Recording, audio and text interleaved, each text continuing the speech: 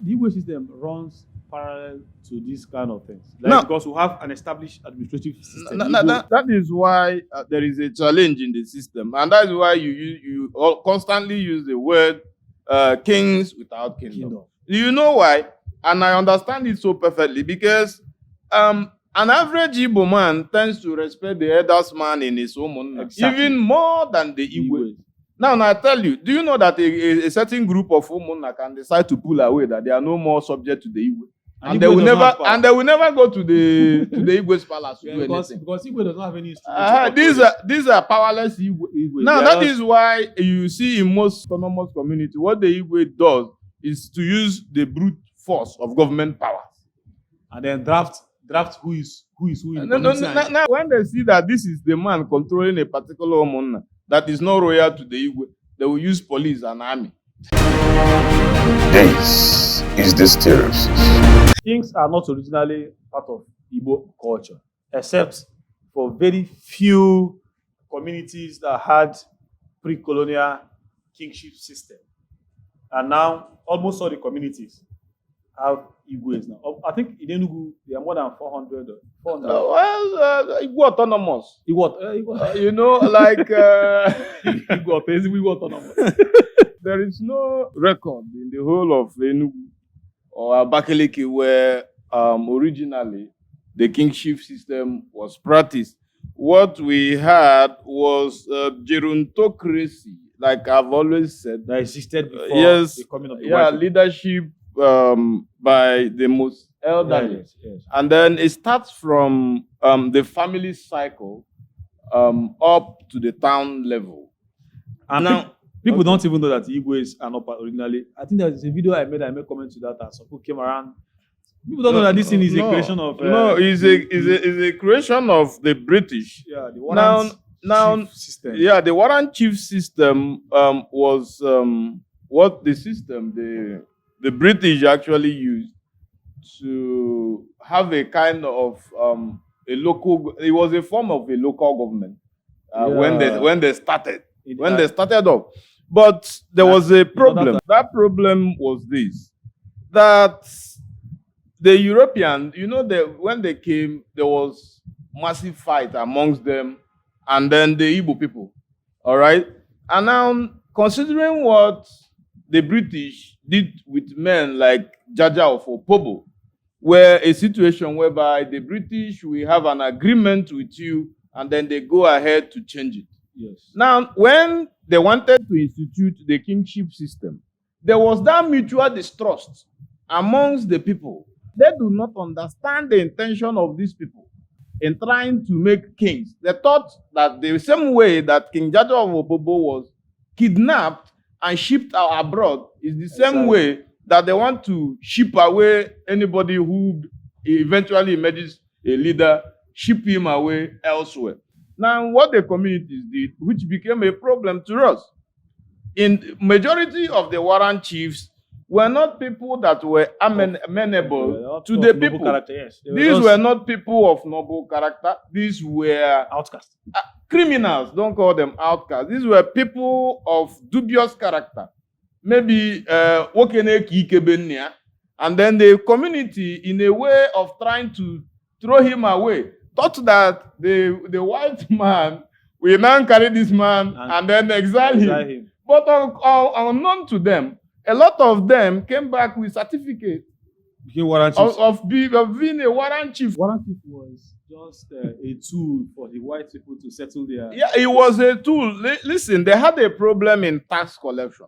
And they needed people who could collect the tax through crook or any means available.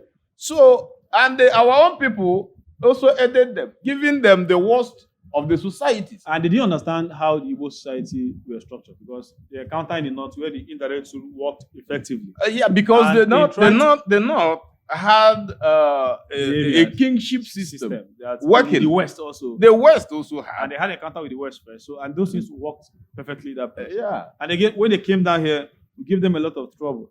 Yes, of course. There were a lot of trouble from the South, and when they got to, especially the Aro guys. And somewhere I read that, I think when they encountered the Aro guys, one of the British were complaining about how these guys were seriously armed, like Yeah, 25,000 guns. Yes, the Arabs had an organized system. I don't know anybody in the history of Nigeria who played a huge role during the period of slavery like the Arab people. All right, and then they had the backing of their long juju. Now, the British were very much afraid of the shrine, and that was why, in an attempt to cripple the Arabs, they had to bomb the shrine. Yes. All right. Burnt a lot of. And the Arabs had literally you can see the Arab people virtually everywhere. Yes. In all the villages in the southeast, you see their settlement. After then, they left that place because of a lot of hostility, and then the thing was not just a one-time war. They started waging this kind of resistance. Yes, of course. You also look at the Kumik warfare. Those people from Anioma and then some other part of Eka Igbos who waged against the British. So there was a huge level of rebellion. So the white people were very cautious about dealing with people from this side. That's why the Acephalous Igbo society made it so difficult for them. So in order to implement some of the colonial policies they had to do that. Is why in their written record they will always tell you that the biggest challenge they had was the institution of these warrant chiefs. Yes. All right, and it created a lot of problems because you create one. I give you for instance, Oya Maneke was claiming to have been the lord of the Wawalan. All right, and then he stood to have been resisted by this Igwe Chukwan. Chukwane is from Ozara and Kano here. He resisted Oyamaneke so vehemently. All right. And then you also look at the life, if you read the history of the living God, the story of Oyamaneke, you understand the extent at which he went. Even over time, he became the Obi of Onitsha under him also. Now, the Obi of Onitsha, not really under him, the Obi of Onitsha then came to, superimpose himself on the people of the Wawa as the king presented himself to be the supreme king of the Igbo race. And he resisted. All right, I'm telling him that this is Enugu. And then you cannot come here and superimpose yourself or your authority on us. You're different. And those things continued from that time till a lot of them. You don't have that immediate succession, but now they've turned to Igwe. You know that even it's not at all figure that the Ochi Doma, even the Akwa person also, they are also yes, all of the vast majority of these southern kings, apart from the people who are descendants of the Bini people. Yes, of course. But see, the warrant chief system over time became a problem. Now, and if you come to Enugu too, Anambra is still better because in Anambra you can see one Igwe in Nnewi, one Igwe in Onitsha, maybe in Igbo one. You go to every community, one.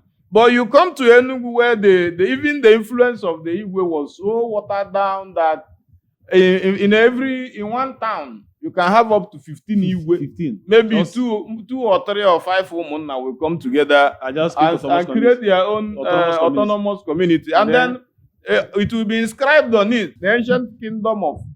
You begin to wonder what ancient kingdom. Making a mockery of the whole thing. Yes, it's been a mockery because the Igbo people, especially the Igbo of the northern Igbos and some western Igbos, what we have is that Republican society where Oyobona, you come and then you say your mind, all right? And then the person always in charge is always the eldest man, all right? From, like, when you come to the Council of Elders, as you have it, you see that it is the elders in each family is represented in Umunna.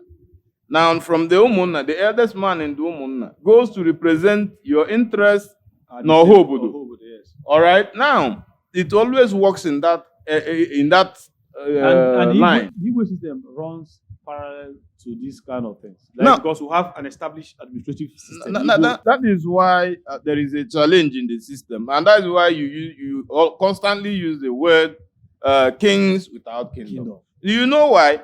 And I understand it so perfectly because an average Igbo man tends to respect the eldest man in his home, even more than the Igbo. Now I tell you, do you know that a certain group of Umunna can decide to pull away, that they are no more subject to the Igbo? And they will never go to the Igbo's palace to do anything. Because Igbo does not have any instrument.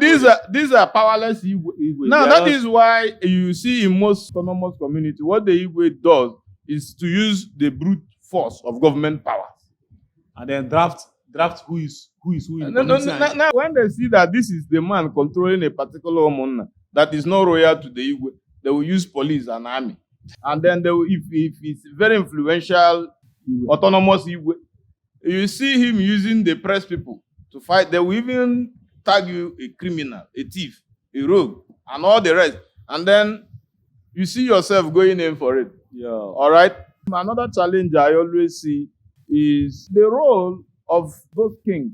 They don't have any being watered down. Even the defined role, I think they are just advisory stuff to the government. Mm-hmm. But even at that, they are not effective because you're not having advisory where you don't have that, should I say, power over the people. You don't have those influence over the people. Like even if you bring the eldest person in the community and bring the Igbo now, people tend to listen to the eldest man because the eldest man, the custodian of the culture and tradition of the people. Yes. Because from age and experience and exposure, he knows a lot of things more than even the Igbo. That you see most times, you see some Igbo now, they run home from America.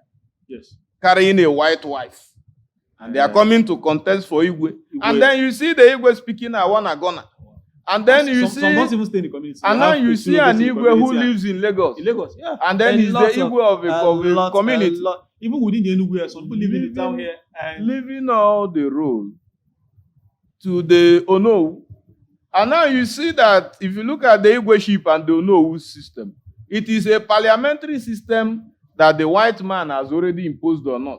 Because I don't see in Igbo community, the function of Ono and the function of Igwe. It is a mere duplication of what? Duty and function. Because the eldest person, normally in Igbo culture, we have this king-priest system. The eldest person is always the one in charge of the spiritual aspect of yes, of course. And if you go to most of the Igbo communities, apart from the Onitsha people and the Ere people, you're actually king priest also. I don't see how Igwe, maybe they are performing any spiritual sacrifice and Igwe have a role. What role? He will sit like every other member of the society is sitting. Except out of due respect that they want to but in the Omenala system, you will not have... No, it doesn't. The eldest man has more role to play than in the traditional worship than the Igwe.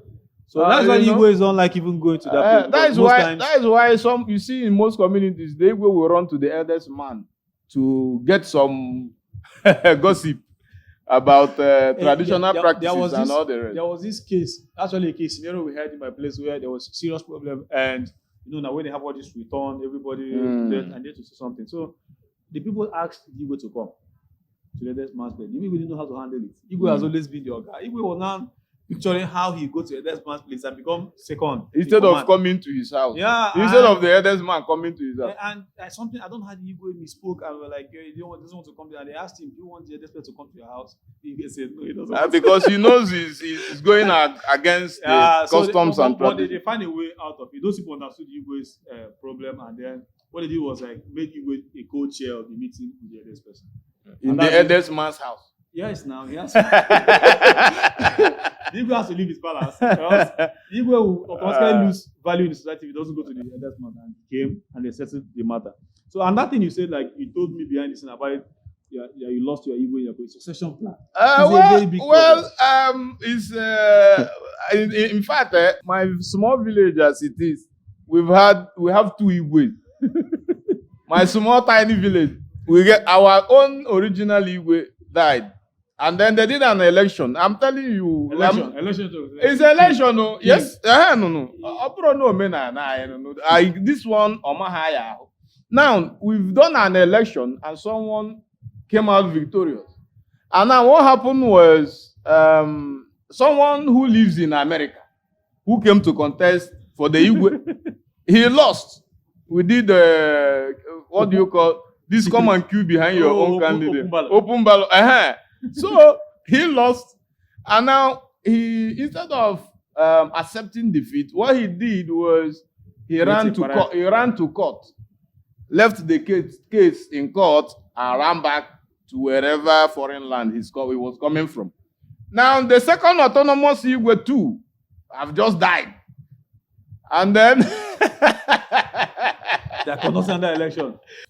No, similar election will be conducted. And same thing can happen. And then the person can lose the election and don't hang. Even my own, listen, the truth is, my own part of that village, we are even more, as I understand. But you see those other people, for maybe the next 20 or 30 years, they won't be an Igbo. Listen, why growing up? Okay, the case is in court. So the case will not be issued to any person. Yes, now. Now, let me also shock you. This warrant thing is a very big problem. If I growing up, they used to point to the house of the man they used to call the Igbo. He doesn't have certificate. No, he has a certificate without a voice or practice. Because one very big man, in the name of, peace be unto him, because his name William Oyab, made sure that the man died out of agony. It's not very funny. That Igbo died out of agony. And I'm sure that in the land of the dead, him and William Oyabo will never settle. Both of them are late now. That goes a long way because, okay, William Oyabo came when he built his mansion. He came to the front of his mansion and he inscribed Ezechukwu Oyabo's palace. You know? And then when you go to the Igwe's house, the house is like a pen house or a hut. You know, it doesn't have money. But the community wanted it. Whether the community, I didn't know who voted then, but it was installed then by the government. It's a very big problem. It was installed by the government. A lot of the politicians will just get with their allies and install the person. Sometimes against the people. So William Oyabo was never the Igwe, but he was so influential that he fought. In fact, he fought any war you fight with my village in their mood. Just get ready that it is you versus William Oyab, because he will fight you to the letter. He accumulated so much wealth that he is ready to stand you. All right, and he has so much influence. And that succession plan is a big problem everywhere. In some communities, they've been in court for a very long time. See, I can remember a case with, you know, this is a very funny case. Don't know if I should call the person a very big transporter in my place that they made Igwe. Okay. And when his father died, the son thought he could succeed, you know. No. And these people went to I think they went to appeal court because of the case. And no. they want him. No, you cannot. Do you know why you cannot succeed? Not be only you get blue blood. So in Igbo land, everybody is blue-blooded. So that is why the Igbo society is an egalitarian society. Yes. Everybody is treated equal. So when you have this kingship mindset, you cannot. My son dies, then the first son takes over. Apart from nature, those who, because of their trace of the Benin culture, they have that secession plan all set aside. Yeah. Every other Igbo community that does not have that type of system, or guys, even in my village, one guy, let me tell you, one guy came and told me he's a priest. I told him who made you priest. Priest Igbo. and now it's a rotational thing. It's rotational. We did the Umunna, they rotate it. If your own Umunna is the Igbo now, and then he dies. That is maybe now, next 100 years we'll get to our own woman now will become the next one. After this one, he moves. So you not beyond everybody is blue-blooded. Blue-blooded, so it will go around. You must go around. What do you mean? Not only you they like better things. So I think the government should do something about it. If any person has, this is a very big confusion. And I would have just said strengthen our traditional system and just kill this. You know, if a governor decides to kill it, it's just to withdraw certificate. Whenever Igbo dies in the community, you just forget about it. Now, do you know why some people are creating autonomous community? Because of the Igbo now. No, because it's not the Igbo that is their matter. One, there is money that is being paid to the Igbo. And the PG and all those things. Sometimes a particular governor can come and buy cars for the Igbos. You Sullivan. You know, And some community can get. then if you have an influential Igbo, he can get some projects down to your own people. So that is why. But they could make this in part of our traditional system. Like, you know, and remove the name Igbo. That cloak Igbo is a big problem. No, if I'm in a position of authority, I will give the Igbo system a final burial. Just with, not even with just certificate. Now we will return to the core principle of our cultural value, yes, which is the Oyishi system. Now to curb the because sometimes very stupid elders will come up to become the Oyishi, a man who knows nothing. Because okay, just imagine people of our father's age in the village who are preaching against the basic principle of ordinana. In fact, some of them don't even understand it. If some of them ask them the origin of their people, they don't know. They will start to talk rubbish. And that is why how we misrepresent history and other things. So what you do is allow the institution of the gerontocratic system to flourish, and then give it like a Lego block. And then there will be a permanent secretary, someone who is exposed, someone who and knows, maybe appointed every 4 years. Yes, and paid. Appointed. And that one will be answerable to like the government. Yes, the person will be answerable to the government directly. Without your letter point. Do you understand me? A lot of things will be done. So, I said, I told them when my Umuna were forming a kind of a constitution, I dropped something like that. The role of the Oyishi, the eldest people, cannot be overlooked. All right, in every setting. All right. So appoint this kind of people, allow them back the Oyishi. Even when the Oyishi is a known nothing, the guy assumes the role completely.